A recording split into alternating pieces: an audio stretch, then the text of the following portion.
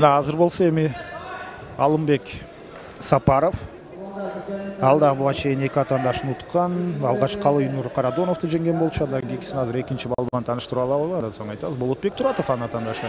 Көк кийимчен Алымбек Сапаров Додоң спорт клубунан, демек Ноокат районунан, ал эми анын атаандашы Болотбек Туратов Баткен облусунан, Баткен облусундагы эмгек резервинин өкүлү. Муштуу балбандар демек бири-бирине туш келген экен. Бул баскычта кимиси ийгилик жаратат, бири-биринен ашып кем калбаган балбандар. Мына мыктылардын арасынан иргелип отуруп ушундай жалаң тынчыкма мыкты балбандар бири-бирине туш келди. Жалпысынан 30 балбан бар болчу 80 килограммда. Ошонун арасынан 6, 7, 8 саналуу 10го жетпеген эле балбандар калды утул элек. Бул регламент боюнча демек бир утулган балбан андан ары күрөштү уланта албайт. Ошондуктан килемде кимди көрсөңүз, демек ал бир да жолу жеңил узасын тарта элек балбан деп эсептеп койсоңуз болот.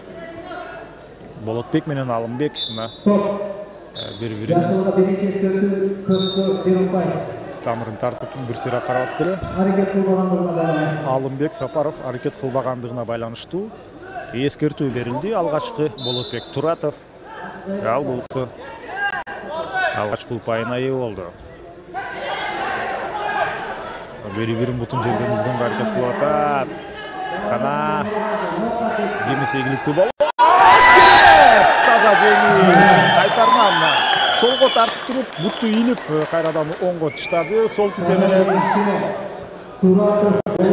Болотбек Туратов мына Баткендик балбан ошентип ал жарым финалга чыкты. Ал жакта дагы атаандашы оңой эмес, бирок эмне болгон күндө дагы финалга чыгуу үчүн мына биздин режиссерубуз Адил Жамдаев бизге кайталоону сунуштап берүүдө. Карасаңыздар кандай кооз. Албетте таза жеңиш мындай ыкмалар